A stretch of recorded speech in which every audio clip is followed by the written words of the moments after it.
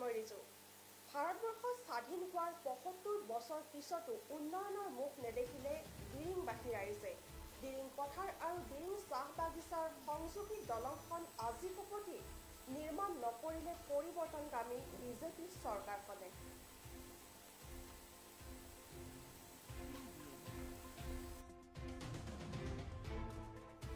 সমাগত বিধানসভা নিৰ্বাচন সমাগত, কিন্তু আজিও নিৰ্মাণ হৈ নুঠিল দিৰিং পথাৰ আৰু দিৰিং চাহ বাগিচা সংযোগী জৰাজীৰ্ণ পথটি।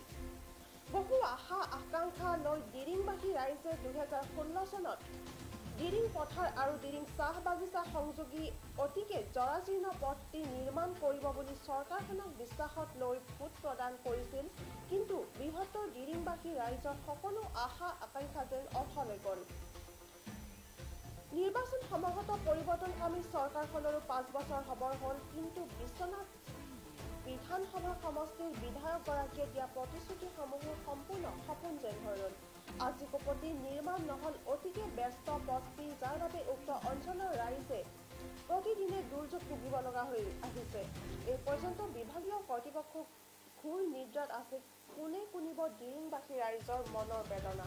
পাভৈ আঞ্চলিক ছাত্ৰ সন্থাই দিৰিং আছাৰ লগতে ৰাইজৰ সহযোগত বহুবাৰ বিভাগীয় কৰ্তৃপক্ষ কিংবা জনপ্ৰতিনিধিক দাবী জনোৱাৰ পিছতো নিৰ্মাণ নকৰিলে জনবহুল পথটি।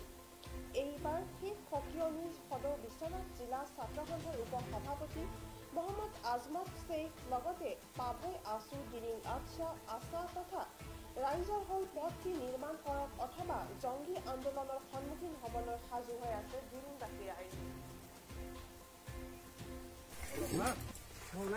এয়া হৈছে দিৰিং পথাৰ আৰু মধুপুৰ বনগাঁও সংযোগী একমাত্ৰ পথ, য'ত নেকি দিৰিংবাসী ৰাইজ মধুপুৰ বনগাঁওবাসী ৰাইজ সদায় অহা যোৱা কৰে। এই ৰাস্তাটো, এই বাটটো একমাত্ৰ পথ, এই মানুহৰ অহা যোৱা কৰা, ইয়াৰ ৰাইজৰ অহা যোৱা কৰা একমাত্ৰ সম্বল।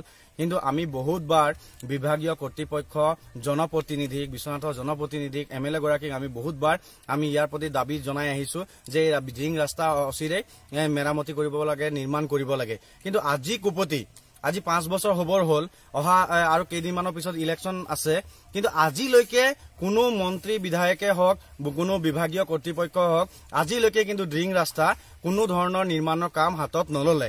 যিটো প্ৰতিশ্ৰুতিয়ে হৈ থাকিলে, সাংসদগৰাকীও আহি পেলাই, সাংসদৰ ঘৰৰ ওচৰত তেখেতেও আহি পেলাই ইয়াত ক'লে যে ৰাস্তাৰ কাম হ'ব, এইটো অথলে গ'ল। আকৌ MLA গৰাকী আহি পেলাই ক'লে যে ৰাস্তাৰ কাম অতি শীঘ্ৰে হ'ব, এই ৰাস্তাৰ কাম আমি বিভাগীয় কৰ্তৃপক্ষৰ কথা পাতিছো, কিন্তু কোনো ধৰণৰ কাম হোৱা পৰিলক্ষিত হোৱা নগ'ল। আমি আছুৱে, আমি আটচাই, আমি আদিবাসী ছাত্ৰ সন্থাই, দিৰিংবাসী ৰাইজে আমি জনপ্ৰতিনিধিক আৰু বিভাগীয় কৰ্তৃপক্ষক বাৰম্বাৰ আমি দাবী জনাই আহিছো যে দিৰিং ৰাস্তাটো নিৰ্মাণ কৰিব লাগে, তথাপিও নকৰিলে। কিন্তু এটা কথা আজি আমি সকীয়াই দিছো, যদি এই 15 দিনৰ ভিতৰত যদি ৰাস্তাৰ কাম যদি আৰম্ভ নকৰে, তেনেহলে কিন্তু জনপ্ৰতিনিধি বা বিভাগীয় কৰ্তৃপক্ষই কিন্তু সঠিকভাৱে তেওঁলোকে যদি এইটো কিন্তু প্ৰত্যুত্তৰ আমি দিবলৈ বাধ্য আছো। কাৰণ এইটোৱে একমাত্ৰ পথ, যিটো পথত সদায় দিৰিঙৰ ৰাইজে অহা যোৱা কৰিবলগীয়া হৈছে, জীয়াটো ভুগিবলগীয়া হৈছে। আৰু ইয়াত বহুত এনেকুৱা যুৱক যুৱতী আছে, স্কুললৈকে আহিবলগীয়া, মেডিকেল যোৱা, যি হস্পিটেলত যোৱা অসুবিধা হৈছে, তেওঁলোকৰ ভৰি ভাঙিছে, কাৰোবাৰ হাত ভাঙিছে। এনেকুৱা অৱস্থাতো যদি ৰাস্তা মেৰামতি নকৰে, কিন্তু এইটো ফল কিন্তু তেওঁলোকে ভুগিব লাগিব বুলি এইটো আমি আজি আমি ইয়াৰ পৰা